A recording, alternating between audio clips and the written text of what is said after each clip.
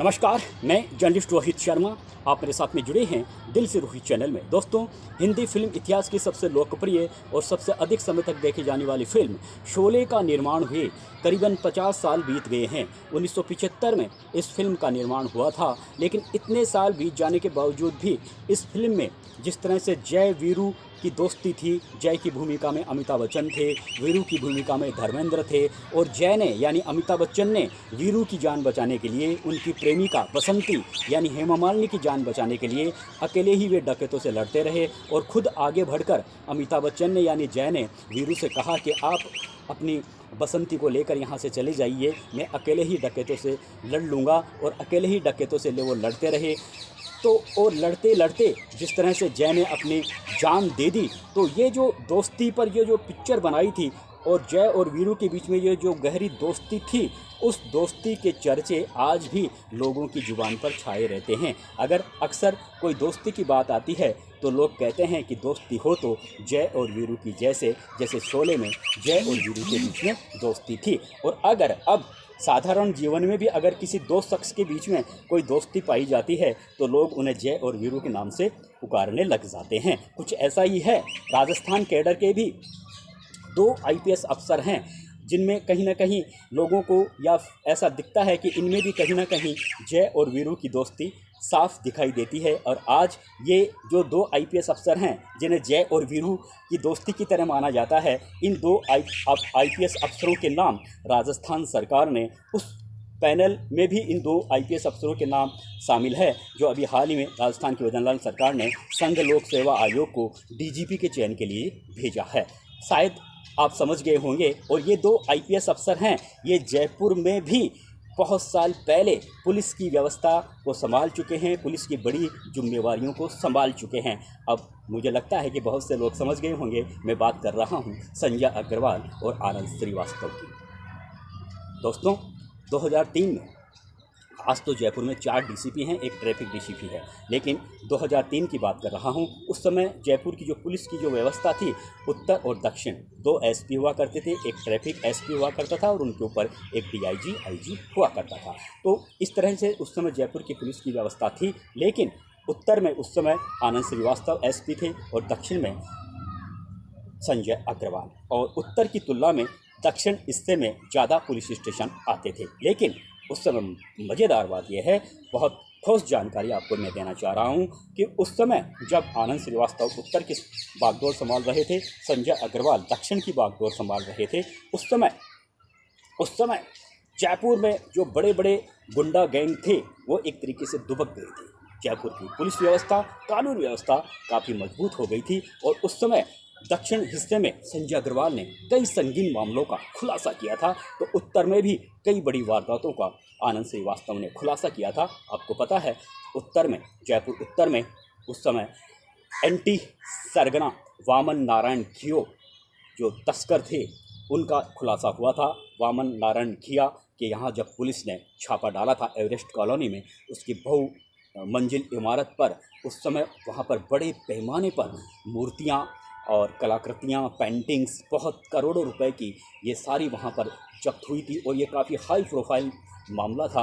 और उस समय कहा जा रहा था कि वामन नारायण घिया को दबोचने के लिए इससे पहले करीबन 1 साल तक जयपुर पुलिस ने इसके बारे में गहनता से जानकारी जुटाई। आनंद श्रीवास्तव इस पूरे मामले की 1 साल तक मॉनिटरिंग करते रहे और उसके बाद में इस पूरे मामले का खुलासा हुआ। हालांकि फिर बाद में हाई कोर्ट से एक तरीके से उम्र कैद की जो सज़ा थी वो हाई कोर्ट ने बरी भी कर दी थी वामन नारायण घिया की। और फिर ये मामला कहीं सुप्रीम कोर्ट में भी गया था, मैं बाद में इस पर चर्चा करूंगा। लेकिन ये एक बहुत बड़ा मामला था। इसी तरह से जयपुर के दक्षिण हिस्से में आपको पता है सुमेधा दुर्लभ अपहरण कांड हुआ था, हाई प्रोफाइल अपहरण कांड था। और इस अपहरण कांड में जो साजिश रची थी उसमें कई बड़े बड़े लोगों के बड़े बड़े रसूखदार लोगों के नज़दीकी लोग शामिल थे। इस पूरे मामले को जिस तरह से उस समय दक्षिण हिस्से में संजय अग्रवाल एसपी हुआ करते थे, डीआईजी पद पर अजीत सिंह शेखावत थे। और ऐसा नहीं है कि जयपुर पुलिस ने ही बल्कि अन्य राज्यों की पुलिस ने भी इस पूरे मामले में गहनता से जांच पड़ताल की। और मुझे अच्छी तरह से याद है उस समय चाहे वो अजीत सिंह शेखावत हो चाहे संजय अग्रवाल हो, कई दिनों तक घर नहीं गए थे, बल्कि पुलिस हेडक्वार्टर में बैठकर ही लगातार इस पूरे मामले की मॉनिटरिंग कर रहे थे। और जब तक इस पूरे मामले का खुलासा नहीं किया, जब तक एक तरीके से सुमेधा दुर्लभ को एक तरीके से कब्जे में नहीं कर लिया गया जब तक इस पूरे मामले का पर्दाफाश नहीं किया गया। हालांकि दिन काफ़ी लग गए थे, लेकिन बहुत ही शानदार तरीके से इस पूरे मामले का खुलासा किया। बाद में इस पूरे मामले को लेकर संजय अग्रवाल, अजय सिंह शेखावत और तमाम जो पुलिस के अधिकारी इस पूरे मामले में जुटे हुए थे, उनकी काफ़ी बड़ाई भी हुई थी, काफ़ी तारीफ भी हुई थी, काफ़ी प्रशंसा उन्हें मिली थी। तो उस समय मैं ये सारी चर्चा इसलिए कर रहा हूँ कि उस समय हालांकि आज थानों की संख्या ज़्यादा है और आज जो क्राइम का जो पैटर्न है वो काफ़ी बदल गया है, लेकिन उस समय भी आपराधिक गतिविधियाँ काफ़ी हो रही थी। लेकिन जब तक ये दोनों आईपीएस अफसर रहे, जयपुर में कानून व्यवस्था, पुलिस की व्यवस्था और अपराध जगत से जुड़े लोगों में एक तरीके से खौफ छा गया था। हालांकि संजय अग्रवाल काफ़ी दबंग आईपीएस ऑफिसर माने जाते हैं और अभी भी उनका काम करने का स्टाइल काफ़ी अलग है। वो एक ही समय में कई बड़े बड़े मामलों का खुलासा करते हैं, क्योंकि जो पुलिसिंग के बारे में वो ब्रिटेन में भी, इंग्लैंड में भी पुलिसिंग की एक अलग से डिग्री धारण किए हुए हैं। तो उधर आनंद श्रीवास्तव काफ़ी संयमित, सरल स्वभाव के जरूर हैं, लेकिन बहुत ही बुद्धि कौशल उनका काफ़ी बड़ी चतुराई से हर मामले को वो देखते हैं और हर मामले की तह तक जाकर ही दम भरते हैं। तो ये इनका काम करने का तरीका भले ही अलग अलग हो, लेकिन इन दोनों के बीच में जो आपस में सामंजस्य था, जो काम करने का जो इनका तरीका था, वो भले ही अलग अलग हो, लेकिन दोनों के बीच में ज़बरदस्त बॉन्डिंग थी और दोनों ने बहुत ही शानदार तरीके से जयपुर पुलिस को उस समय जब तक संभाले रखा, जब तक ये दोनों जयपुर में एसपी पद पर रहे। तो आज इन दोनों ही आईपीएस अफसरों के नाम पैनल में हैं। अब देखना यह है कि जो 3 नाम संघ लोक सेवा आयोग 10 आईपीएस अफसरों में से 3 नाम छांटकर वो राजस्थान सरकार को भेजेगा। अब किन 3 नामों को वो छांटकर भेजता है राजस्थान सरकार को, फिर राजस्थान सरकार उन 3 नामों में से एक नाम का सिलेक्शन करेगी। और बड़ी बात यह है कि उस समय जो ट्रैफिक एसपी थी वो मालिनी अग्रवाल, संजय अग्रवाल की धर्मपत्नी।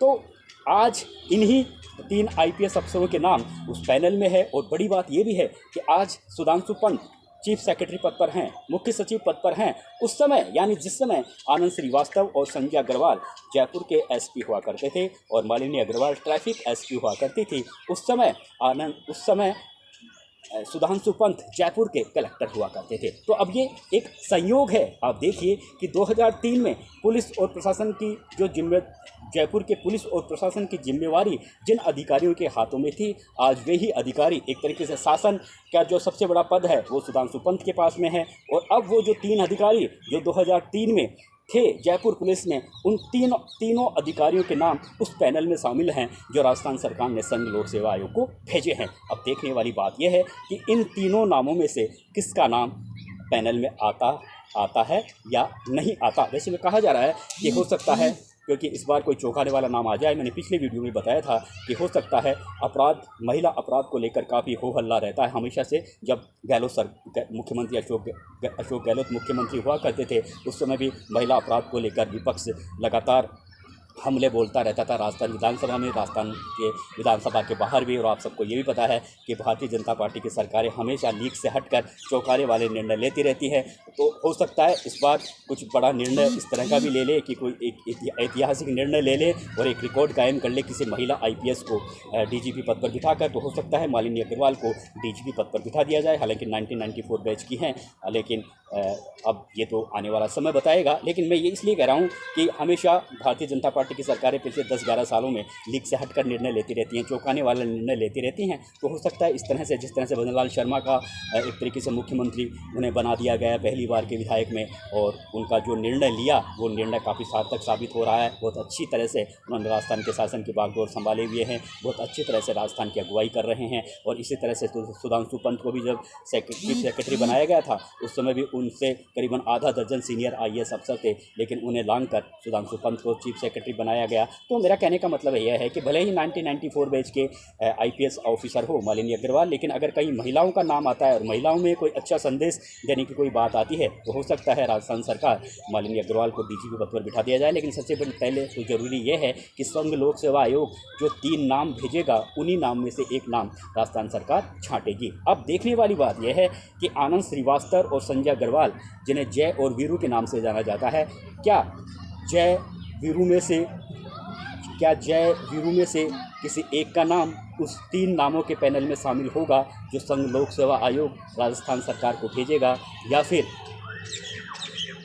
दोनों में से किसी का भी नाम नहीं होगा। ये भी एक देखने वाली बात होगी, क्योंकि इससे पहले भी मैंने आपको कहा कि 10 IPS अफसरों के नाम भेजे हैं। उनमें जो सबसे बड़े सीनियर बताए जा रहे हैं वो राजीव कुमार शर्मा है जो 90 बैच के हैं, 92 बैच के संजय अग्रवाल है। लेकिन जहाँ तक मेरा मानना है कि इस जहाँ तक मुझे जिस तरह से अनुभव है कि राजस्थान सरकार किस तरह से आजकल अपनी कार्रवाई को अंजाम दे रही है, फिर केंद्र की मोदी सरकार किस तरह से डिसीजन ले रही है, किस तरह से मोदी सरकार का डिसीजन पावर है, उन सब की अगर हम थोड़ी गहनता से जांच करें तो कहीं ना कहीं ऐसा लगता है कि मुझे तो ऐसा लग रहा है कि किसी महिला IPS को इस DGP पद दिया जा सकता है। उसमें मालिनी अग्रवाल अकेली सिंगल महिला है जिसका नाम संघ लोक सेवा आयोग को भेजा गया है। और अगर ऐसा नहीं होता है तो कहीं ना कहीं संजय अग्रवाल की लॉटरी खुल सकती है, क्योंकि वो यानी जैसे शोले पिक्चर में वीरू की भूमिका में धर्मेंद्र थे और जय की भूमिका में अमिताभ बच्चन थे, तो यहाँ पर हो सकता है